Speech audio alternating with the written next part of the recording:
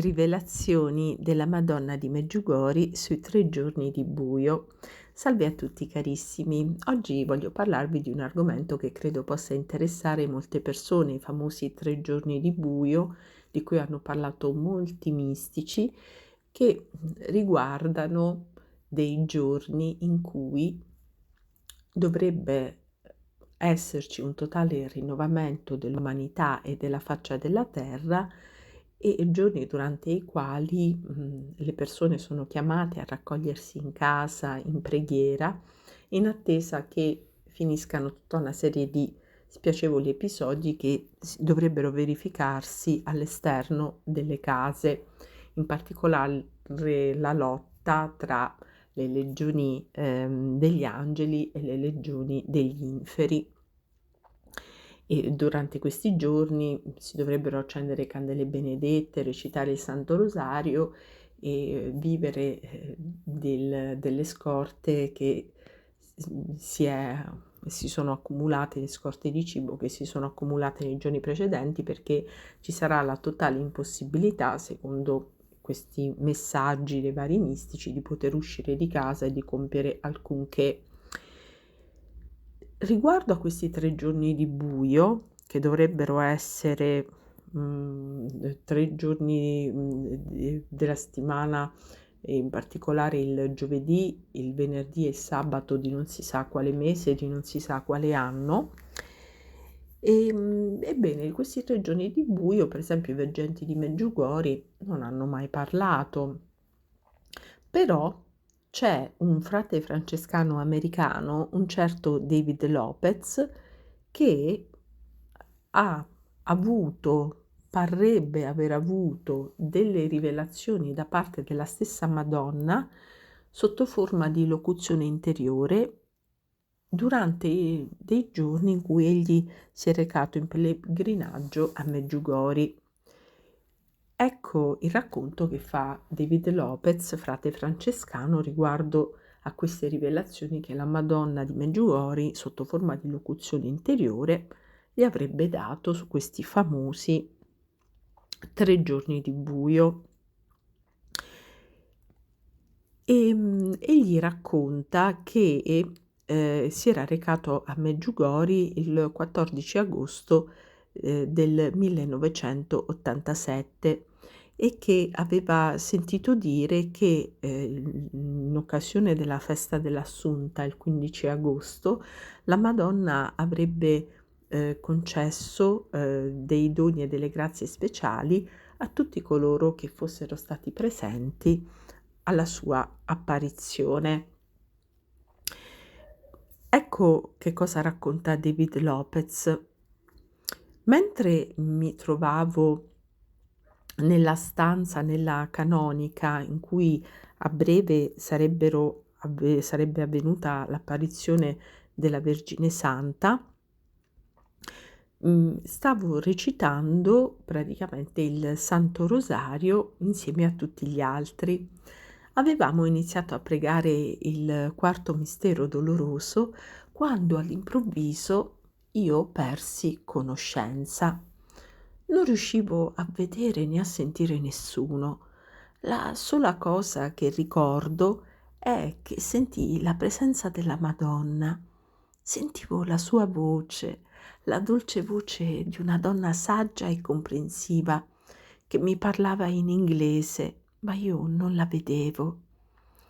Le parole del messaggio e l'impressione che ebbi mi spaventarono, ma non per ciò che stavo sentendo, ma per le parole in sé, per la responsabilità che la Madonna mi stava imponendo di accettare, perché sapevo che il messaggio che mi stava comunicando comportava l'obbligo della divulgazione e non volevo vivere la vita di persecuzioni che vivono alcuni profeti.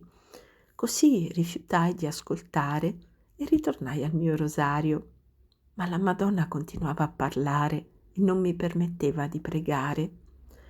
Quando ebbe finito, mi alzai più in fretta che potei. Trovai un passaggio di un tassista che mi riaccompagnò nella mia stanza. Allora iniziai a pregare ad alta voce perché non volevo ascoltare la voce interiore, anche se sapevo che l'esperienza era reale. Mezz'ora più tardi arrivò un mio amico. Gli raccontai degli eventi che si erano verificati e gli riferii il messaggio che avevo ricevuto. Lui mi chiese se avevo letto il libro I 3 giorni di buio.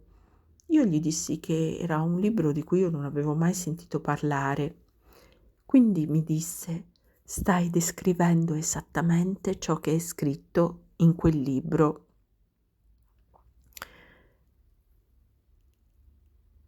Ecco che cosa mi disse la Vergine Santa: "Non abbiate paura dei 3 giorni di buio che verranno sulla terra, perché quelli che vivono il mio messaggio e seguono una vita di preghiera interiore saranno avvertiti da una voce interiore da 3 giorni a una settimana prima che si verifichino. I miei figli devono continuare a pentirsi dei loro peccati e devono pregare di più, come lo ha raccomandato, come io voglio che voi facciate per il vostro bene. Dovrebbero procurarsi dell'acqua santa, articoli religiosi benedetti ed avere una speciale devozione al Sacro Cuore di Gesù, lasciando sempre un lume della vigilia acceso davanti a Lui. Devono accontentarsi di soddisfare le necessità essenziali della vita ed essere meno dipendenti dai beni materiali. I sacerdoti devono occuparsi non solo della loro vita di preghiera interiore, ma anche di sviluppare la vita di preghiera interiore dei loro parrocchiani. Allo stesso modo dovrebbero evitare tutti quelli che parlano di rivoluzioni e ribellioni. Coloro che parlano di rivoluzioni e ribellioni sono i discepoli dell'Anticristo. Sono triste per i religiosi dell'Occidente che hanno rinunciato ai loro segni di consacrazione. Specialmente loro saranno tentati da Satana e non saranno capaci di resistere agli attacchi spirituali e fisici. Devono ritornare a una vita di santità e di obbedienza a Cristo, mio Figlio. Non abbiate paura di niente e di nessuno. Ricolmatevi dell'amore di Dio con la preghiera, la lettura della Sacra Scrittura e ricevendo i sacramenti. Io sarò con voi durante il tempo dell'angoscia. I miei figli possono invocare me per trovare un sicuro rifugio. Quelli che stanno lottando per vincere i peccati personali ricorrenti non devono disperare perché Dio terrà conto dei loro desideri e dei loro sforzi per vincere i loro peccati. Andate nella pace di Dio. Durante questi 3 giorni di buio non verrà lasciato all'inferno nemmeno un demone. Tutti saranno sulla terra. Quei 3 giorni saranno talmente bui che non riusciremo a vedere neanche le mani davanti alla faccia. In quei 3 giorni, quelli che non sono in stato di grazia moriranno di terrore a causa dei terribili demoni che vedranno. La Madonna mi disse di chiudere tutte le porte e le finestre e di non rispondere a nessuno che chiami da fuori.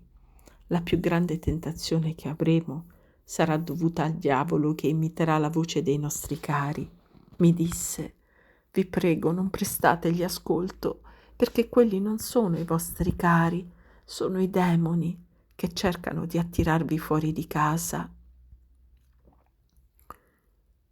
All'inizio di quei 3 giorni ci saranno persone che cercheranno di attraversare un fiume, quello che si trova nei pressi dove io abito, il Rio Grande, ma non ci riusciranno perché non saranno in grado di vedere e annegheranno. Saranno così terrorizzati che si uccideranno a vicenda, moriranno in stato di peccato. La Madonna mi ha detto che Dio ha scelto alcune persone che saranno martiri all'inizio dei 3 giorni di buio, ma esse non dovranno aver paura. Dio darà loro la perseveranza e dopo il martirio gli angeli le porteranno in cielo in anima e corpo. Lei insiste sul fatto che preghiamo il Signore che quei giorni non vengano in inverno e che non ci siano donne incinte sul punto di partorire, perché se accadranno in inverno il freddo sarà intenso e non ci sarà nessun mezzo di riscaldamento artificiale e le donne che stanno per partorire non avranno alcuna assistenza medica. Mi diede 2 grazie che non posso rivelare a nessuno. Mi disse anche: la gente non dovrebbe andare in cerca di segni e non dovrebbe perdere tempo cercando di individuare la data. Mi suggerì questo perché disse che c'era un uomo che predicava la data esatta dei 3 giorni di buio. Quando chiesi alla Madonna di questa profezia, lei disse solo: attento a quelli che danno date. Se si conoscessero le date, la gente vivrebbe solo attendendo la data e non si convertirebbe per amore di Dio. Mi disse che le ore di buio saranno esattamente 72 e il solo mezzo per contarle saranno gli orologi meccanici, perché non ci sarà elettricità. Dopo questa purificazione sarà primavera, tutto sarà verde, tutto sarà pulito, l'acqua sarà cristallina, anche l'acqua nei rubinetti delle case. Non ci sarà contaminazione nell'acqua, né nell'aria, né nei fiumi. La cosa più bella è che le persone vivranno nella natura e non lavoreranno per sopravvivere, ma per amore e sostegno reciproco. La maniera più importante per attuare questo cambiamento è quello di convertirsi e vivere in maniera caritatevole oggi. Vivete in stato di grazia. È molto importante costruire comunità di alleanza fraterna dove potrete avere sostegno dai vostri fratelli. I giorni di buio saranno molto difficili per le persone sole e per i genitori in famiglie dove ci sono figli adulti, perché fuori sentiranno le loro voci. I genitori, specialmente i padri, devono insegnare ai figli e alle figlie a pregare durante le ore del buio. La preghiera dei bambini sarà miracolosa. Voglio aggiungere un messaggio per i sacerdoti. Essi hanno la responsabilità di parlare di questi eventi a tutti i loro parrocchiani, di dare loro forza e conversione e di dire loro di non avere paura. Non abbiate paura di rivelare questo mio messaggio e non perdete altro tempo ignorandolo. Insegnate alla gente a convertirsi e a pregare e insegnate loro a non preoccuparsi per i beni materiali, il denaro, il potere, il lavoro, perché non ne vale la pena.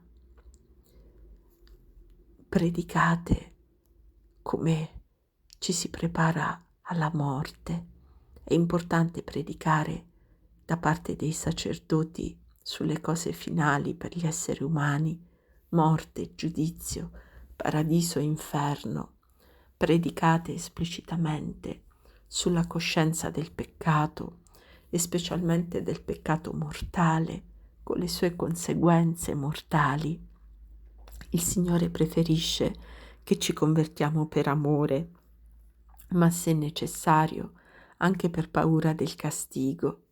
Accetterà comunque la conversione e ci riceverà perché Egli ci ama e vuole la nostra salvezza. Per amore o per paura, la sola cosa che conta è che ci doniamo a Lui. I sacerdoti hanno l'obbligo di guidare le persone specialmente attraverso l'esempio della loro vita di assoluta dedizione a Cristo. Prima della grande tribolazione ci sarà un segno. Vedremo nel cielo una grande croce rossa, in una giornata di cielo sereno, senza nuvole. Il colore rosso rappresenta il sangue di Gesù che ci ha redenti e il sangue dei martiri scelti da Dio nei giorni di buio. Questa croce verrà vista da tutti i cristiani, ma anche dai pagani, dagli atei ed anche da tutti coloro che sono preparati. Ci sono persone che, pur non avendo mai sentito parlare del Vangelo, hanno la voce di Dio impressa nel santuario delle loro coscienze, i quali saranno guidati da Dio verso Cristo. Essi riceveranno la grazia di interpretare il significato della croce